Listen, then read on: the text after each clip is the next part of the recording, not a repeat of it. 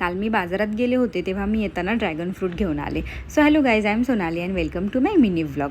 तसं मी बाकीचे फळं जसे आवडीने खाते त्या मानाने ड्रॅगन फ्रूट मला अजिबातच आवडलं नाही. पण त्याचे फायदे खूप आहेत, जसे की ते रोगप्रतिकारक शक्ती वाढवतं, स्किन आणि केसांसाठी सुद्धा ड्रॅगन फ्रूट फार चांगलं आहे. त्याचबरोबर ते पचन पण सुधारतं आणि हृदयासाठी सुद्धा फायदेशीर आहे.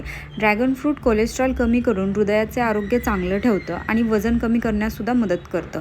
ड्रॅगन फ्रूटमध्ये असलेल्या कमी कॅलरी आणि जास्त फायबरमुळे वजन नियंत्रणात राहतं. तसंच रक्तातील साखरेचे प्रमाणसुद्धा संतुलित ठेवण्यात ड्रॅगन फ्रूट मदत करतं आणि रक्तातील साखरेचे प्रमाण जर संतुलित राहिले तर डायबिटीजसुद्धा नियंत्रणात राहतो.